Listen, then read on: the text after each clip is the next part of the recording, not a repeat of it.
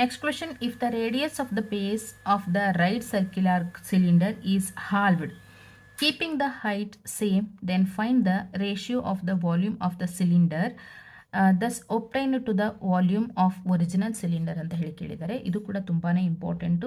Especially ನಿಮಗೆ 1 ಮಾರ್ಕ್ಸ್ಗೆ ಅಥವಾ 2 ಮಾರ್ಕ್ಸ್ಗೆ ಕೇಳುವಂಥ ಚಾನ್ಸಸ್ ಜಾಸ್ತಿ ಇರುತ್ತೆ. 1 ಮಾರ್ಕ್ಸಲ್ಲಂತೂ ಈ ರೀತಿ ಕ್ವಶನ್ಸ್ನ ಪ್ರಿಫರ್ ಮಾಡ್ತಾರೆ. Very simple. ರೇಡಿಯಸ್ ಆಫ್ ನಮ್ಗೆ ಇವಾಗ ಏನಾಗಿದೆ ಅಂತ ಹೇಳಿದ್ರೆ, radius of the base of the right circular cylinder is halved ಅಂತ ಹೇಳಿದ್ರೆ, ಮೊದಲನೇದಾಗಿ ರೇಡಿಯಸ್ ಆಫ್ ಒರಿಜಿನಲ್ ಸಿಲಿಂಡರ್ ತಗೊಳ್ಳೋಣ. Radius of original cylinder.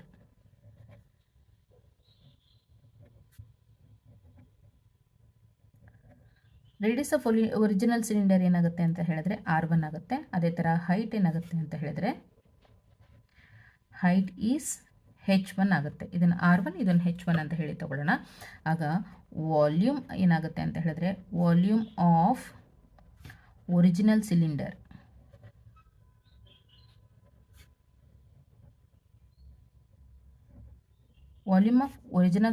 will be equal to pi R1 square H1 ಆಗುತ್ತೆ. ಸರಿನಾ?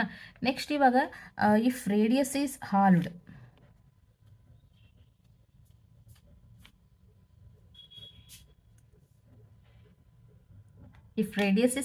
ಅಂತ ಅಂದರೆ R1 is equal to ಏನಾಯಿತು, R1/2 ಆಯ್ತಂತೆ. ಹೆಚ್ ಕಾನ್ಸ್ಟೆಂಟು ಹೆಚ್ ಏನಿತ್ತು ಅದೇ ಇತ್ತು. Height will be H1 will be H1 ಇತ್ತಂತೆ. ಸೊ ಅವಾಗ ನಮಗೆ ವಾಲ್ಯೂಮ್ ಆಫ್ ನೆಕ್ಸ್ಟ್ ಸಿಲಿಂಡರ್ ಏನಾಗುತ್ತೆ V2 ಅಂತ ಹೇಳಿ ತಗೊಳ್ಳೋಣ. V2 ಏನಾಗುತ್ತೆ ಅಂತ ಹೇಳಿದ್ರೆ pi R1 square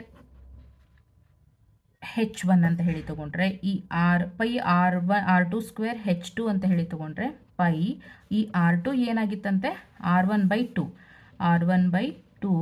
whole square into ಈ H2 ಮತ್ತು H1 ಎರಡೂ ಕೂಡ ಏನಾಗಿತ್ತಂತೆ ಸೇಮ್ ಇತ್ತಂತೆ.